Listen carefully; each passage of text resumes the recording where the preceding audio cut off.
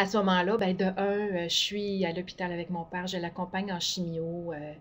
On a eu comme un beau moment, c'est long à la chimio, donc on était assis ensemble 4 heures à vraiment comme parler ensemble. Pour moi, c'était tout le temps là, des immenses cadeaux à chaque fois que je pouvais être avec lui. Ben, quand la chimio s'est terminée ce jour-là, l'oncologue est venu rencontrer mon père dans le corridor et il lui a dit j'aimerais vraiment vous parler. Alors, je lui dis, ben vas-y, je vais t'attendre. Et il me dit, non, j'aimerais vraiment que tu viennes. J'ai dit, t'es certain? C'est ton médecin, il veut te parler, tu sais. Il dit, je tiens à ce que tu sois là, s'il te plaît, rentre. Donc, oh, je rentre dans le bureau de l'oncologue avec mon père. Et l'oncologue lui dit, ben écoutez, hors de toute attente, vous êtes en train de guérir. Si j'avais du champagne, je l'ouvrirais. Et pour moi, je me dis, mais quel cadeau de la vie. Parce que quand j'avais pris le téléphone 2 ans et quelques plus tôt, là, on était presque 3 ans plus tard.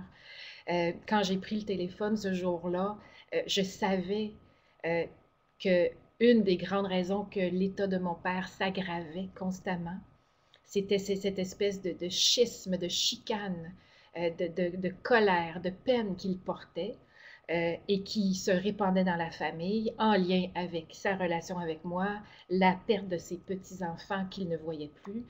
Et je me disais, mais quel cadeau que la vie me fait à moi en lui faisant à lui, en faisant à toute la famille, de dire, ben, ce presque 3 ans d'appel, qu'on a renoué, de plaisir, a fait que le corps de mon père s'est mis à guérir, s'est mis à réparer, hors de toute attente, parce que ça faisait déjà des années que ça ne faisait que s'aggraver. Et l'oncologue était vraiment bouche bée. J'ai beaucoup étudié la symbolique des maladies et je savais que le type de cancer que mon père avait parlait de chicane dans la famille et de séparation, particulièrement avec les enfants, les petits-enfants.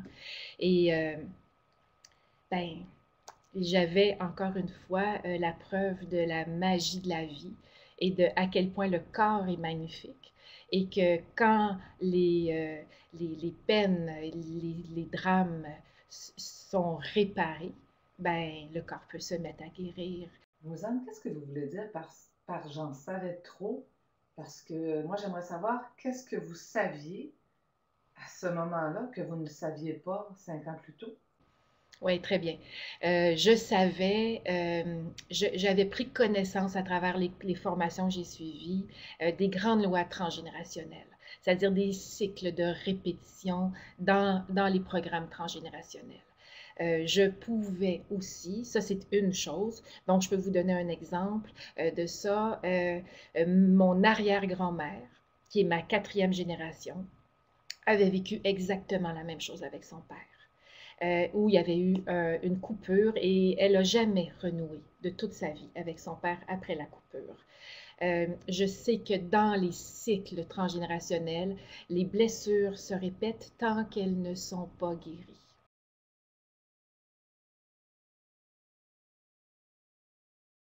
Alors ça, c'était pour moi un éclairage complètement nouveau et je me disais, je vis avec mon père euh, la même chose que mon arrière-grand-mère a vécu avec son père. Et dans le transgénérationnel, on voit c'est comme une espèce de loi que la quatrième génération se reproduit sur la première qui nous.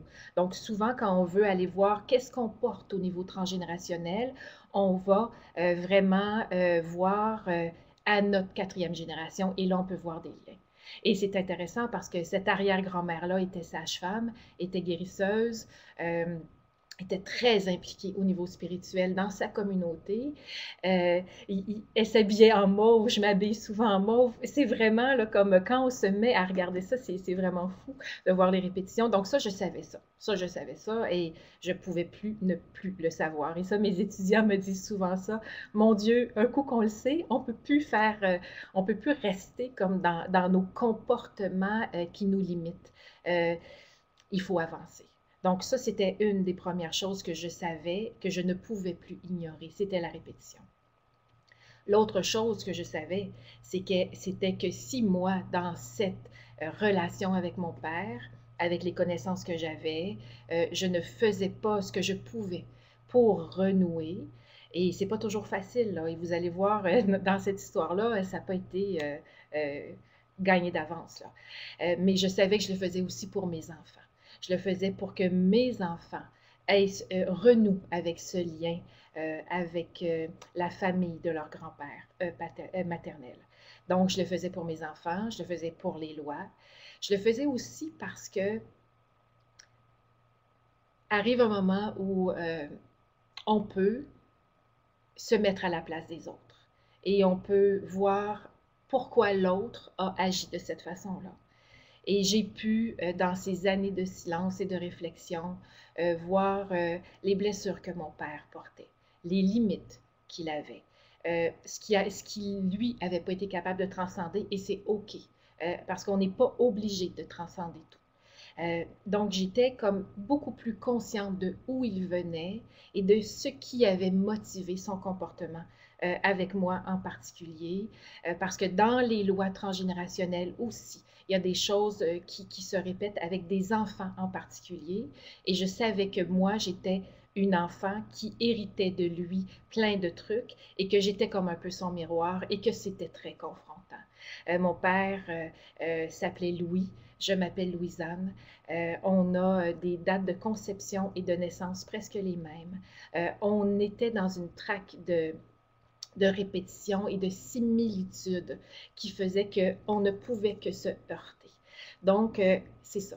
Je savais tout ça et je savais aussi qu'au niveau de l'âme, ce qui n'est pas guéri se répète. Euh, Alors, je ne pouvais pas faire autrement que de prendre le téléphone, d'appeler et de faire tout ce qui était en mon possible pour moi, tout ce qui était possible pour moi, parce que nul n'est tenu à l'impossible. Donc, je n'étais pas tenue d'aller au-delà de si lui avait fermé la porte totalement, ben là, j'avais fait ce que je pouvais. Mais étant donné qu'il y a eu l'ouverture de dire oui, OK, tu peux appeler, prendre des nouvelles.